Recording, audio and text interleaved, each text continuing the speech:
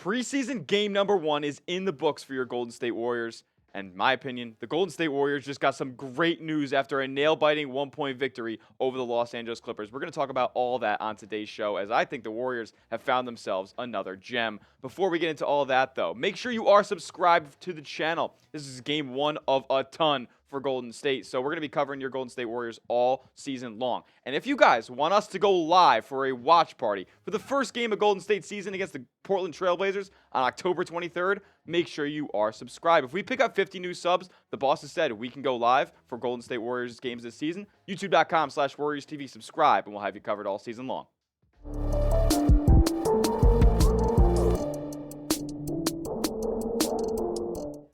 Welcome to Golden State, Lindy Waters III. You're watching Warriors Today by Chat Sports. I am your host, Tyler Smith, and what a warm welcome it was for Lindy Waters III. Hitting the game winner in the first preseason game for your Golden State Warriors in the 2024-25 NBA season. Man, that was electrifying. Coming off that pinned down screen, getting the place drawn up for him, curling off, and hitting the big-time shot. Down two with just a couple seconds left, and Lindy Waters rises up and takes the game for himself. What a night for the kid who they just traded for on draft night. Man, led the team in scoring with 15 points, grabbed 3 boards, even got a block in there, getting nasty, down and dirty on the defensive end as well, and 5 for 7 from 3. That's where all of his buckets came from. Lindy Waters was not afraid of the moment. Each shot that I saw came with confidence. It came with rhythm, and Lindy Waters could be a big piece potentially in this Warriors rotation this season. And if you guys aren't familiar with this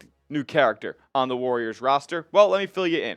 Because we haven't heard a ton about Lindy Waters throughout the offseason. We have heard that Mike Dunleavy likes him, that Steve Kerr likes him, that they think he fits the style that they play.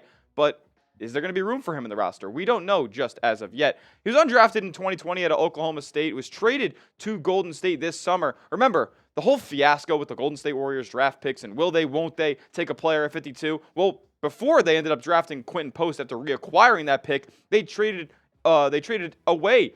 They traded it to Oklahoma City to pick up Lindy Waters III. So what they thought around draft time is, we don't see a player at 52 that we like more than Lindy Waters III. So, hey, let's make a deal for him. He was a G League champion with the OKC Blue last season as well.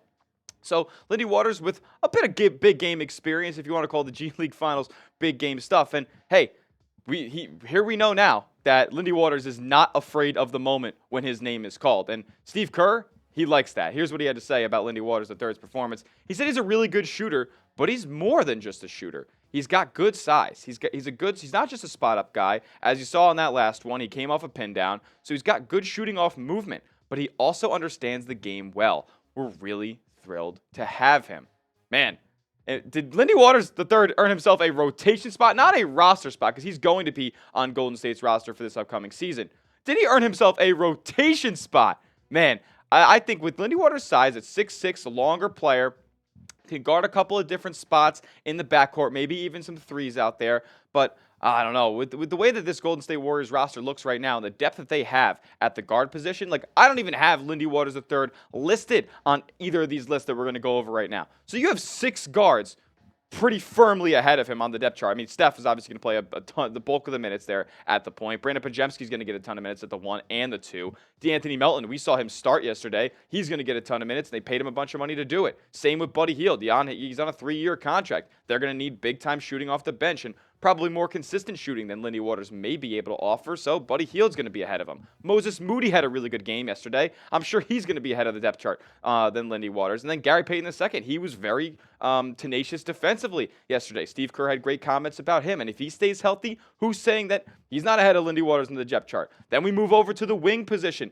Is he going to, I don't even have him listed here. Is he going to be above the depth chart of any of these guys? Now, looking back on when I made these lists originally, is Kyle Anderson going to be more on the wing for Golden State, or is he going to be more in the front court? I think more the latter in the front court there for Kyle Anderson, as the Warriors just lack a ton of size. But even so, Jonathan Kuminga started at the 3 yesterday. Andrew Wiggins, he's under the weather recently, but he's going to play a ton of minutes on the wing. You're paying him a ton of money. Moses Moody, he played well yesterday. He's going to get minutes if he earns it on this roster or just straight up goes and takes it. We'll talk more about that later on. But is Lindy Waters going to be above any of these guys in the depth chart? I hope so, because the Warriors are going to need big-time shooting. Steve Kerr, what has he been championing all training camp long? The Warriors need to be a high-volume three-point shooting team. That's what wins in today's NBA. You just saw it with the Celtics winning the championship. Missoula ball. Get up more threes than the opponent. Lindy Waters III might just fit that bill for Golden State. What do you guys think, though? This is our pinned comment on today's video, so YouTube might throw you an ad break here. Go down below and answer this question for me. Did Lindy Waters III earn himself a rotation spot for Steve Kerr and the Golden State Warriors? Type Y for yes, type N for no. Listen, whether or not Lindy Waters III earned himself a definitive spot in this Warriors rotation after one preseason game or not, right? Because we're overreacting after one preseason game. There's not a ton to take away from that, but he's being noticed. This Warriors teammates are taking note of Lindy Waters' high-level play, high-level effort, and they're championing him. They have his back. Even players at his own position who he's competing for minutes against. Here's what DeAnthony Melton had to say, a new Warriors addition in free agency this year. He said, man, shout out to Lindy Waters. I knew from the jump Lindy was going to hit some big shots tonight. I told him I need at least 4 threes tonight. Lindy come out there shooting, and I'm proud of him. Not going to lie, that sounded like a little bit of LeBron LeCap there, kind of telling the future, saying he said something when he might have not been, not saying those exact words there. But hey, shout out to DeAnthony Melton having his teammates back and giving him some props there. Listen, Lindy, stay hot.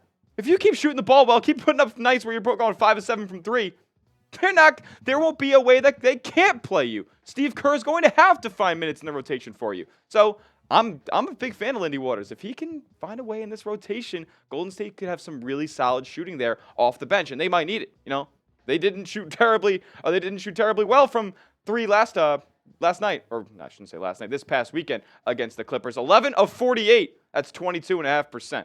That ain't good. That's not gonna fly. But listen, like I said, just preseason game 1. I'm probably going to be saying that a couple more times throughout the rest of today's video. Take it with a grain of salt. Shots are going to fall. This guy's first action together, and this is a Warriors roster that, you know, to be fair, is much different than it was last season, especially with the tons of different lineup combinations that Steve Kerr is going to be trying and not succeeding, failing with, succeeding with this preseason. So take it all with a grain of salt. But hey, Lindy Waters III, he found a way to break through, and you know he was. Outside of Lindy Waters, what are the Warriors here? If I do this quick math, 5 for 7 there. Oh my God, they're 6 of 41. That's absolutely atrocious.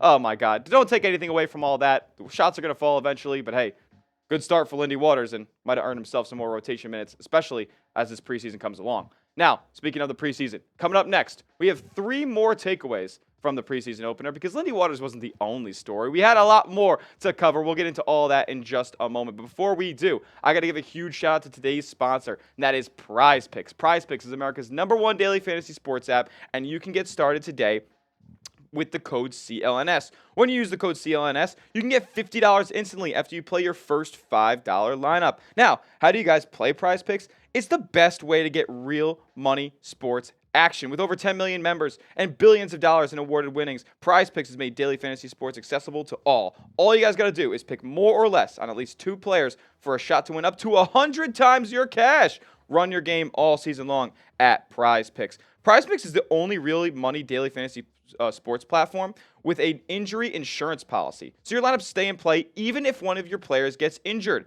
If your player leaves in the first half and doesn't return, Prize Picks keeps your lineup live. That's what they did for me this weekend. I had Nico Collins having more on his receiving yards projection. He went out in the first quarter, and Prize Picks hooked it up for me, kept my lineup in play. It's the best place to get real money sports action. Join over 10 million users and sign up today. And in those 10 million users, you got celebrities. You want to play Prize Picks alongside Drewski, Joe Budden, and MMA champ Sean O'Malley? You can now find community plays under the promos tab of the app to view entries from some of the biggest names in the Prize Picks community. Now, NBA season, basketball season, it's coming up.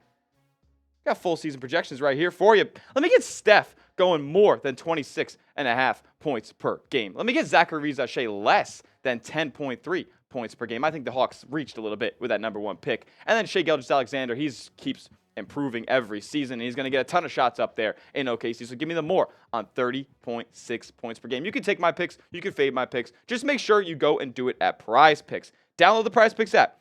Use code CLNS and get $50 instantly after you play your first $5 lineup. You don't even have to win to receive the $50.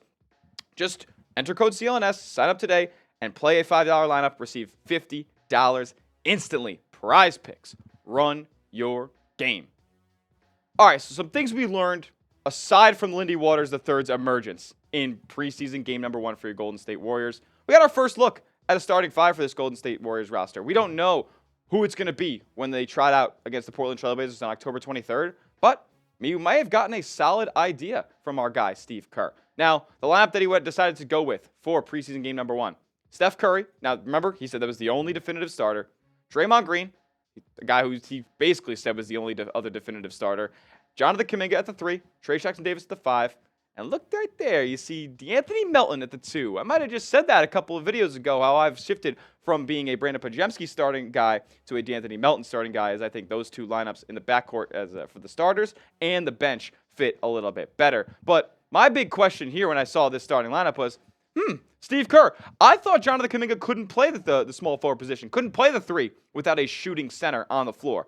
Actually, as a matter of fact, verbatim, Steve Kerr, what you said was, when I have Draymond and Trace out there, can't play Jonathan Kuminga at the 3. Well, you just did. So maybe you should stop lying to us and maybe admit that Jonathan Kuminga is going to be playing a lot of minutes at the small forward for you this season. But hey, maybe I'm overreacting a little bit. Maybe it would have been different. Maybe things would have been different if Andrew Wiggins was in the lineup. Quick little injury update for Andrew Wiggins. He's been feeling a little bit under the weather, hasn't participated in many Warriors practices in training camp, and did not participate in the preseason opener against the Clippers. Hoping for a speedy recovery from Andrew Wiggins. He was wearing a mask on the sideline, so pray for him, making sure everything's all good, and he can be back with the Warriors in the lineup here soon. Maybe it would have been different. Maybe it would have been Andrew Wiggins starting at that small forward position, and Jonathan Kuminga comes and starts on the bench once the season rolls along. But hey, that's the lineup that we saw so far, so that's the lineup that we're going to be talking about. And like I said, I told you guys that D'Anthony Melton was going to be the guy at the shooting guard position. When it was all said and done, I was getting too caught up all summer in the fact that they're not going to give up Brandon Podziemski for these big-time trade pieces. Well, as a matter of fact, Brandon Podziemski is probably just going to need to be on the bench because they don't really have much of a facilitator there at the point guard position. D'Anthony Melton, that great point of attack defender, can knock down, catch and shoot threes from Steph Curry, which he did multiple times throughout the preseason opener. He's going to be a name to watch and a guy who is probably going to play to a value above the contract that Golden State's paying him this season. Now, this starting group wasn't the most successful. They did go down 17-12 before subs came in, and that's interesting. Like, we'll see if Steve Kerr goes back to that lineup. There's a ton of different combinations that he's going to have to try out this preseason in order to find out which ones work the best for him once the regular season comes around. But as for this lineup, it was solid, but not great. Don't love the spacing too much. Maybe Steve Kerr was a little bit right about Jonathan Kuminga not playing without a shooting center.